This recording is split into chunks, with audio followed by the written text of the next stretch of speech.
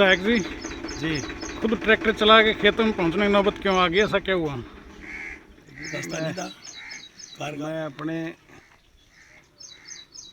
हल्के के लोगों के लिए आज तो ट्रैक्टर पे आया हूँ। अगर मुझे पैदल भी जाना पड़ा तो वहाँ जाने के लिए मेरा जो है ना एक कर्तव्य बनता है। आज मुझे यहाँ ये इनकी तकलीफ़ें देख कर किस प्रकार से करीबन 400 एकड़ ज़मीन, इसमें पिछले 2 साल से ना गेहूं की फसल हो पा रही है, पानी की वजह से मर जाती है, और ना ही ये धान की जीरी की फसल ले पाते हैं।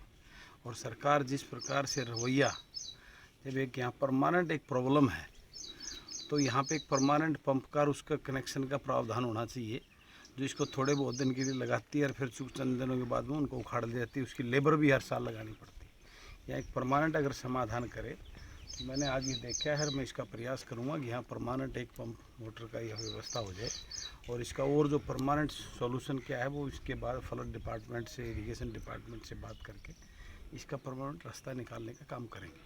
और बड़ा दुर्भाग्य है आज ये जानकर तो पता लगा गेहूं के 2018 तक के पेडी के जो है ना पैसे आज इन लोगों को कुछ भी नहीं मिले, क्योंकि पूरी फसल नष्ट होने के बावजूद भी, बीमा करवाने के बावजूद भी बीमा कंपनी ने कुछ भी नहीं दिया। और अब जिस प्रकार से पानी का फ्लड का तो उसमें से ऑप्शन ही हटा दिया बीमा से, तो एक मेन जीरी में जो पानी का बहाव का जो होता था वो बीमा से वो क्लोज ही हटा दी उसकी।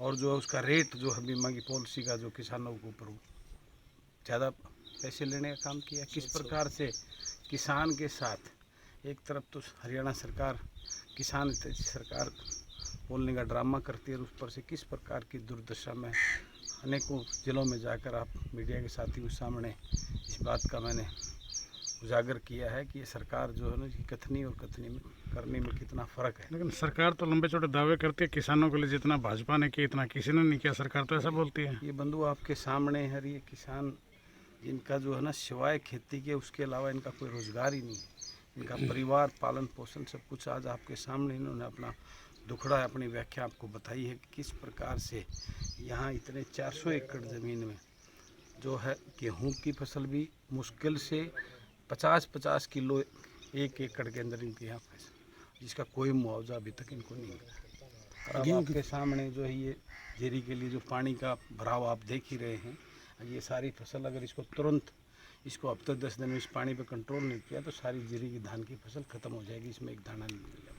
गेहूं के लिए कह रहे हैं गिरदावरी हो चुकी है, पैसे नहीं मिले, उसके लिए आप क्या करें? 2018 तक की गिरदावरियाँ सब कुछ हो चुका है, लेकिन मिला तो कुछ नहीं। गिरदावरी का क्या फ़ायदा? विधायक होने के नाते आप क्या कदम मैं उठाएंगे? विधायक होने के नाते मेरा फ़र्ज़ बनता है, मैं इसका तुरंत जाके जो है ना मुख्यमंत्री को और कृषि मंत्री जी को लेटर लिखूँगा और इस मामले की संज्ञान लेते हुए तुरंत उनसे निवेदन करूँगा कि मेरे जो यहाँ के लोगों का जो मुआवजा पेंडिंग पड़ा है उसको जल्द से जल्द इनको खाते में डलवाने का काम करें। जल्द आ रहा है खाकी का असली चेहरा।